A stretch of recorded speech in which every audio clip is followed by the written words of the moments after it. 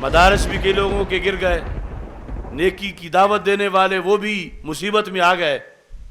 لیکن ان پر کوئی طنز نہ کرے کہ اللہ کی مانے پھر بھی نہ مانے پھر بھی کوئی فرق نہیں پڑتا، ایک جیسا ہی ہے۔ تو اس طرح یعنی اللہ کے احکام سے بغاوت کی کوئی جہت نہ نکالی جائے، باقی اس کی اپنی حکمتیں ہیں۔ لا یسأل عما یفعل، اس سے کوئی پوچھ نہیں سکتا کہ اس نے ایسا کیوں کیا۔ اور اس میں رسول اکرم صلی اللہ علیہ وسلم سے یہی بات حضرت عائشہ صدیقہ رضی اللہ تعالی عنہا بھی بیان کرتی ہیں، اذا ظہر السوء فی الارض، جب زمین میں برائی پھیلے۔ اب یہ سب میں اٹیچمنٹ آپس میں، برائی اور گرفت کی، عذاب کی۔ جب زمین میں برائی پھیلے، انزل اللہ بأہل الارض بأسہ، اللہ زمین والوں پر اپنا عذاب نازل کرتا ہے۔ اب یہاں ام المومنین عائشہ صدیقہ رضی اللہ تعالی عنہا نے سوال کر دیا، ان ساری ماؤں کا جو عقیدہ ہے وہی آج کے بریلوی کا عقیدہ ہے۔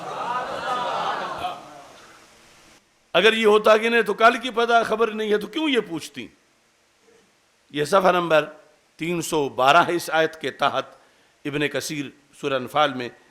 انہوں نے کہا، کہتے ہیں فقلت، میں نے کہا، وفیم اہل طاعت اللہ،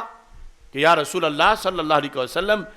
کیا ان میں اس وقت وہ بھی ہوں گے جو اللہ کے طاعت والے بندے، اللہ کی مانتے ہیں، پرہیزگار ہیں،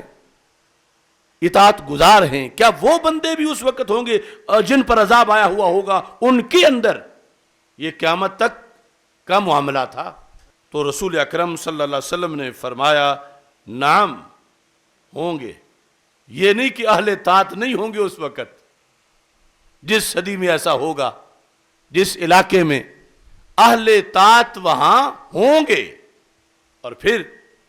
فرمایا ثم یسیرون الی رحمت اللہ، عذاب تو آ جائے گا مگر اس سے چھلانگ لگا کے رحمت کے گہوارے میں داخل ہو جائیں گے۔ مطلب یہ ہے کہ ظاہری طور پر گھر گرا، مال مویشی بہہ گیا، بطور مثال بچے بہہ گئے، لیکن ثم یسیرون الی رحمت اللہ،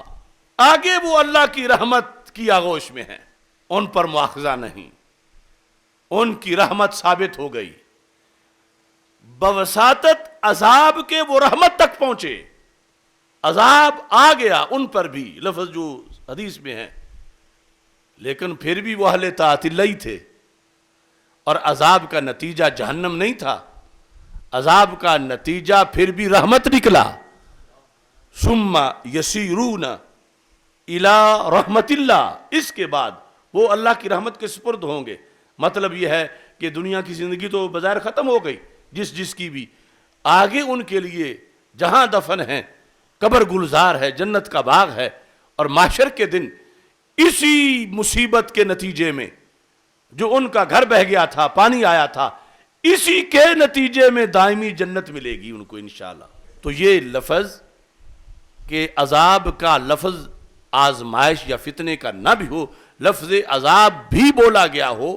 لیکن پھر بھی ضروری نہیں کہ جن پر آیا ہے ان کی طاعت کا انکار کر دیا جائے ہر ایک کا، یا صالحیت کا انکار کر دیا جائے،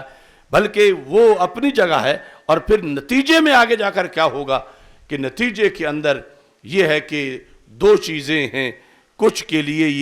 یہی سیلاب تطہیر کا کام کرے گا کہ آلودگی تھی ان پر تو سیلاب نے انہیں تطہیر دے دی ہے، من وجہ تطہیر، آلودگی ان کی دور کر دی ہے اس مصیبت کی بھٹی میں ڈال کر، اور دوسروں کے لیے تطہیر نہیں بلکہ ان کے لیے انتقام ہے ان سے، اور پھر آگے مزید سزا کی طرف یہی ایک ذریعہ بن رہا ہے۔